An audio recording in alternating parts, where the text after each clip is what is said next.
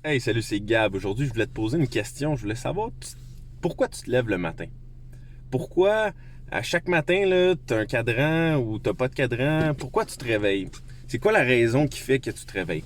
Je te pose cette question-là parce que j'écoute. Cette année, j'ai fait un grand changement dans ma vie, puis je fais beaucoup plus attention à mes pensées grâce à mon ami Earl Nightingale.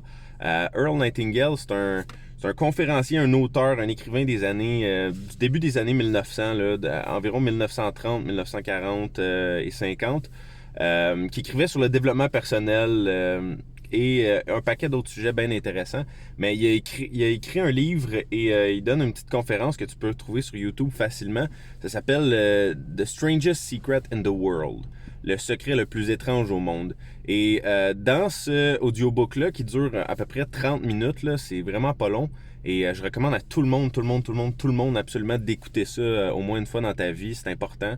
Parce qu'il enseigne des leçons que les civilisations avant nous, que les humains qui ont vécu avant nous depuis des milliers et des milliers d'années, ils enseignent les leçons qui ont été apprises au travers de l'histoire et comment tu peux t'en servir toi dans ta vie.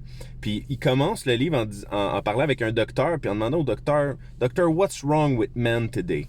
Puis là, tu sais, le docteur, il dit, les gens ne pensent pas.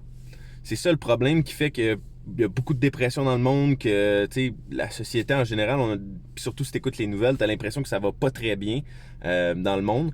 Mais la raison pourquoi, c'est qu'on pense pas nécessairement. Puis on pense qu'on pense, mais on pense pas vraiment.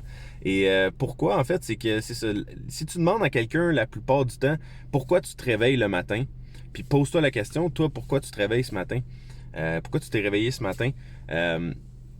La plupart des gens, là, 19 personnes sur 20 à cette époque-là, là, en 1960, mais ça doit être autant vrai aujourd'hui, 19 personnes sur 20, donc 95% des gens disent qu'ils se réveillent le matin parce qu'il faut aller travailler. Puis pourquoi il faut aller travailler? Parce que tout le monde travaille. Tu sais. Puis on cherche pas à pousser plus loin un peu notre compréhension de pourquoi on se réveille, pourquoi on travaille et pourquoi on fait ce qu'on a à faire dans nos journées.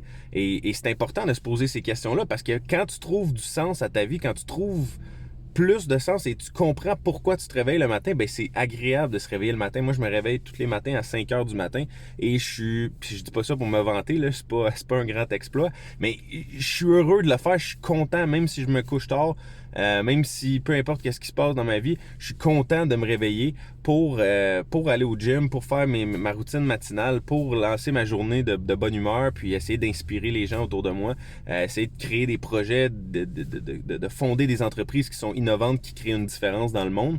Puis ça, c'est pourquoi je me réveille chaque matin. Mais quand tu te réveilles juste le matin en te disant, ben je me réveille parce que tout le monde doit aller travailler, puis c'est comme ça, parce que c'est comme ça, puis c'est la vie, tu sais, ben t'as pas le même niveau de motivation peut-être que si t'as vraiment un sens à ta vie puis tu comprends exactement pourquoi tu vis ta vie. Puis, tu sais, moi, je pensais à ça, j'en discutais hier avec ma copine, puis je me disais, mes enfants, tu sais, je veux leur apprendre pourquoi qu'ils se réveillent le matin, pourquoi qu'ils vont travailler, par exemple. Parce que oui, tu peux aller travailler juste parce qu'il faut que tu travailles, il faut que tu gagnes ta vie, il faut que tu amènes de l'argent à la maison. C'est correct, c'est parfait. Mais si tu peux trouver une raison, puis tu comprends pourquoi aussi tu fais ce que tu fais, ben, selon moi, tu vas être plus motivé à vivre, puis ta vie va être plus joyeuse, plus harmonieuse, puis tu vas avoir des meilleures relations avec le monde autour de toi. Fait que moi, c'est ça, je jasais avec ma copine, puis je voudrais enseigner à mes enfants de voir la vie de cette manière-là. Donc, c'est pour ça que je fais cette vidéo-là, pour vous partager un peu ma vision, puis savoir un peu qu'est-ce que vous en pensez aussi. Mais je me dis, c'est ça, mon enfant, je veux lui dire que, tu sais, la vie, dans le fond, c'est de l'amour. Parce que si t'as pas d'amour, t'as rien dans la vie. Tu sais, mettons que t'as plein, plein, plein d'argent, tu sais, je sais pas, t'as tout autre que tu penses, mais il y a personne qui t'aime. Il y a personne qui t'aime la face, tout le monde t'haït. Tu sais, avec là, tu essaies de faire un party, t'as payé de l'argent, t'as tout ce qu'il faut, mais tout le monde taillit la face, fait que personne ne veut venir à ton party, tu sais. Tu veux pas ça comme vie, tu sais. Puis, tu sais, si t'as pas, je sais pas, l'amour, tout le monde aime quelqu'un, t'aimes soit tes parents, t'aimes tes enfants, t'aimes tes amis, tes collègues de travail, peu importe, tout le monde aime certaines personnes, puis l'amour, c'est tout ce qui nous. C'est tout ce qui compte en fin de compte. Tu as beaucoup d'artistes, les Beatles, All You Need Is Love. L'amour, c'est ultime. Puis qu'est-ce qui est une preuve d'amour? C'est le le sacrifice, la contribution à l'autre. Quand t'aimes quelqu'un, tu veux son bien, tu veux l'aider, tu veux essayer de contribuer à sa vie, y amener de la valeur.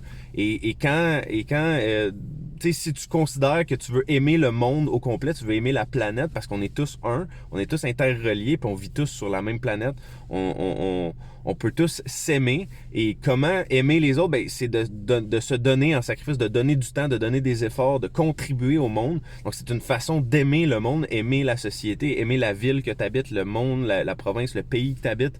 Et de faire un travail, ben, c'est de contribuer au monde, c'est de donner de ton temps ou de tes efforts pour aider du monde en général. T'sais, peu importe ce que tu fais comme travail dans la vie, que tu sois dentiste, que tu sois médecin, que tu sois plombier, que tu sois entrepreneur, peu importe ce que tu fais dans ta vie au quotidien, ben, t'aides des gens. Et en aidant ces gens-là, c'est comme une forme d'amour parce que tu contribues, tu donnes de tes efforts, de tes ressources, soit physiques, mentales ou monétaires, pour aider des gens. Et ben, en retour, les gens sont reconnaissants, puis souvent on s'échange de l'argent. C'est comme ça que le monde fonctionne. J'ai pas besoin de t'apprendre ça. Mon homme ou ma femme. Mais bref, fait que, tu sais, quand t'enseignes à tes enfants de dire, OK, vois la vie plus loin, vois la vie que faut que tu leur dises que il faut qu'ils trouvent une façon de faire un travail qui va aider les autres. Parce que ça, c'est une forme d'amour. Puis l'amour, c'est la chose qui est la plus importante dans la vie, je crois. En tout cas, une des choses les plus importantes dans ta vie, parce que, comme je te disais, si tu meurs tout seul dans ton coin, personne t'aime, personne ne se souvient de toi, personne vient à tes funérailles, ben, je sais pas si tu vas être satisfait juste avant de partir, là, tu sais. Fait que, bref.